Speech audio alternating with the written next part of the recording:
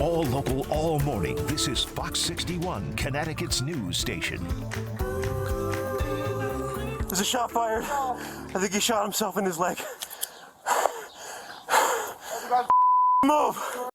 Those were the moments when East Hartford police say a teenage boy shot himself in the leg while he was running away from officers. Fox 61's Glenn Kittle is going to break down the video for us in just a few moments.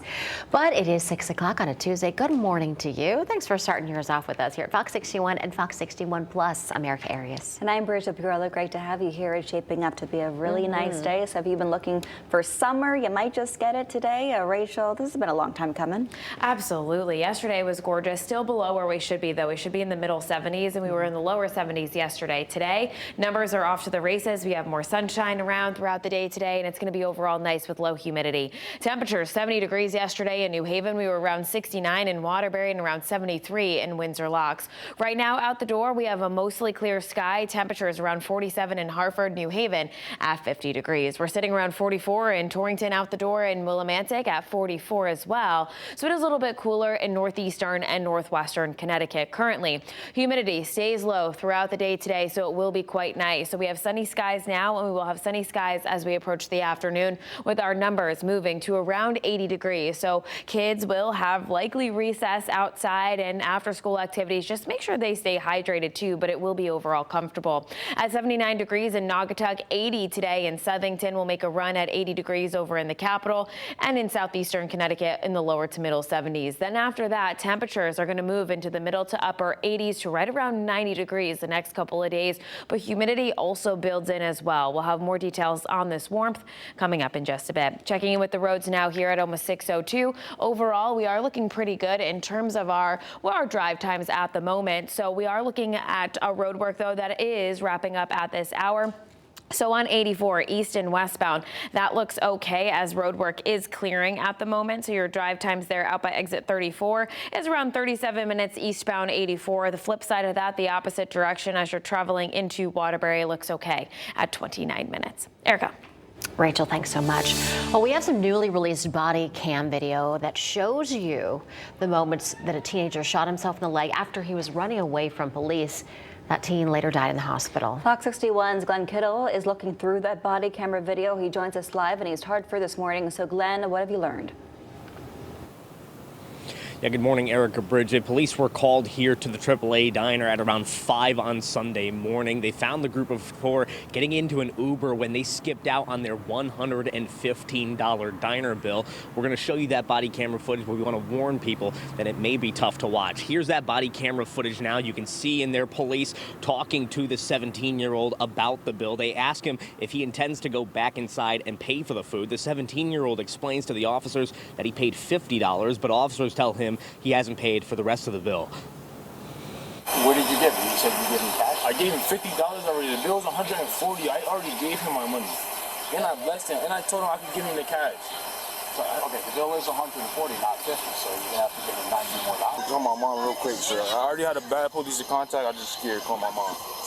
Well, if you didn't steal from him. I didn't steal, sir. I want to call my mom real quick. I'm outside. The police is here at East Hartford Police Station. Just throw your jacket and just to your bag. Hold on, can you just my mom? I got to pat you down real quick. I'm not waiting for my mom. You're waiting for my mom. I got to pat you down here for my own safety right now, because I don't know if you got weapons on you.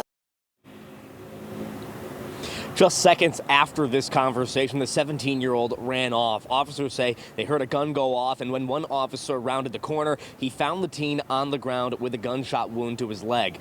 Police, firefighters, and EMS tried to treat the teen's injuries before he was taken to a nearby hospital where the teen died during emergency surgery. Police have not released the name because of his age, and it's important to note that officers never use deadly force to shoot their weapons. Now, as of right now, the Office of the Inspector General is going to assist in the investigation, and we'll continue to bring you the latest updates on this case as we receive them. But for right now, live in East Hartford, Glenn Kittle, Fox 61. Thanks for the update. Investigation. Thank you very much. Right now, Vernon police are looking for a person who police say assaulted a man on a bus. Police say the assault happened Wednesday afternoon at the bus stop at the intersection of Talcottville and Wilshire Roads. Fox 61's Jamal Johnson has more on the incident and the concerns from people who use this bus every day.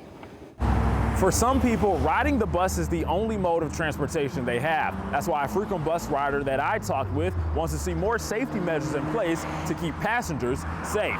It's very unfortunate what happened to him. I'm not very happy about it. That's what Sal Volpe said after he learned that someone assaulted a 69-year-old man on the same bus line he takes every day. No elderly man should be assaulted by anybody, regardless of what the circumstances or their age, and that needs to be thoroughly dealt with and pursued by the right agencies. Police have not been able to identify the man in the assault, but have posted a picture of him on the bus standing in the middle of the aisle. The man appears to be wearing a button-up shirt with khakis and an over-the-shoulder small backpack. I feel that the bus transportation should be free of that, and you should be able to ride safely and feel assured that your safety and security is paramount. It makes some people fearful of riding the very same buses. Volpe says he will occasionally get an Uber, but the bus is his primary mode of transportation. He says something like this could change how safe he feels riding it. To a degree, but I feel assured that as long as I'm in the right place and knowing what's going on around me, that I can be able to have an escape plan in case something should happen if I need to get off the bus due to something that makes me feel fearful of riding it at that moment. As a frequent rider, Volpe believes more needs to be done to enhance the safety of people on the bus. They would have to monitor areas that are prone to where the cameras cannot pick up a clear view, and will also prevent further instances of bad things happening to good people on those buses. Police did not say if the man who was assaulted was injured in any way, and they did not say if they have any leads to make an arrest. But if you saw anything or know of anything, please don't hesitate to reach out to Vernon Police. In Vernon, Jamel Johnson, Fox 61. Jamel, thanks. Well, several animals are safe after quick thinking from staff at an animal hospital. We told you yesterday morning that there was a fire at the Central Hospital for Veterinary Medicine in North Haven on Sunday night. Well, now we're hearing from those staff members. Fox 61's Alicia Hercules has more on how they stopped things from getting much worse. No animals were injured in the fire, but it did interrupt a procedure that staff had to later continue outside as firefighters battled the flames. There was a critical patient that they were working on in the emergency department that they were able to quickly move outdoors to safety and continue to do that procedure. Katarina Kavanaugh, a veterinary technician at the Central Hospital for Veterinary Medicine, says the patient successfully made it out of surgery and was sent home. The fire began at around 9:15 when the hospital staff smelled smoke coming from the laundry room. The staff quickly evacuated the building and took all of the animals to safety. The North Haven Fire Department quickly responded and put out the fire. Kavanaugh says despite other reports, no animals went into cardiac arrest, nor were they affected by the smoke. The fire did not take place anywhere near where we house animals. In fact, it's on the other side of the building from where we house any of our hospitalized patients. The hospital says it did have to briefly pause emergency cases to assess the fire damage. Leenda Harley, the medical director at the hospital, says cleaning crews will be on site to deal with any smoke or water damage. Smoke related to the fire did get into some of our operating rooms and other places in the hospital, which are now undergoing a deep cleaning and disinfection process. The hospital is now fully operational and accepting new patients as usual. In North Haven, Alicia Hercules, Fox 61. Alicia, thank you. 6:08 is your time. Today in court, the trial of a Norwalk official accused of shooting and killing her neighbor is expected to begin.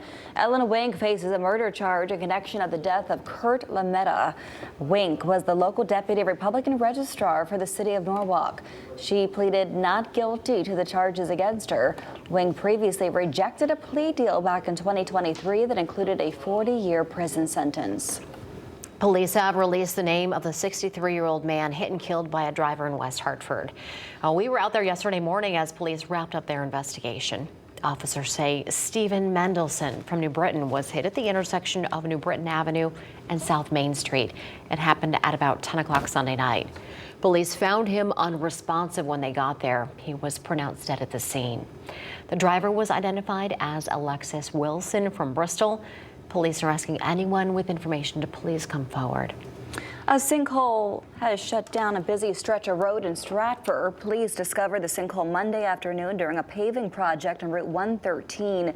It happened right by Sikorsky Airport in the Stuart McKinney Wildlife Refuge.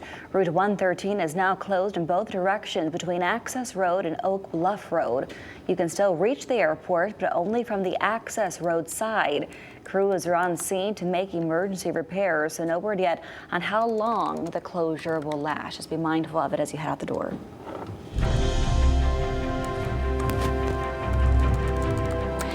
The Connecticut Senate has passed a bill that could cut electric bills. The goal here is to save people $800 million over the next 3 years. The Ratepayers First Act shifts costs and changes state investments to save money right now. It also boosts protections for ratepayers and improves oversight of electric grid long term. The power bill overwhelmingly passed and now heads to the House for final approval. We'll keep watching it. A new 2-year state budget deal is nearly set after weeks of tough negotiations. It's a nearly $56 billion package in total. It has boosts for key services, but as a part of a compromise deal, it also calls to drop some high-profile tax relief plans. The budget includes more money for Medicaid, special education, and nonprofits, plus $250 checks for lower-income families who qualify for the Earned Income Tax Credit. But to afford these investments, lawmakers dropped proposals for a statewide child tax credit and an increase to the popular property tax credit. Still, Democrats say the budget stays under the spending cap but makes critical investments in Connecticut's most vulnerable populations. 6:11 right now, and one of the governor's top aides is out of a job after a new report shows that he misused a state vehicle for nearly 2 years. The report comes from an independent investigation that was commissioned by the governor. It says Jonathan Dash used a state car for personal trips and drove it at speeds over 90 miles per hour for several times. Now, the car was returned with damage, and Dash says he can't explain what happened there. He is leaving his role this week. He's going to repay more than $3,400. The case has been referred to the state ethics office.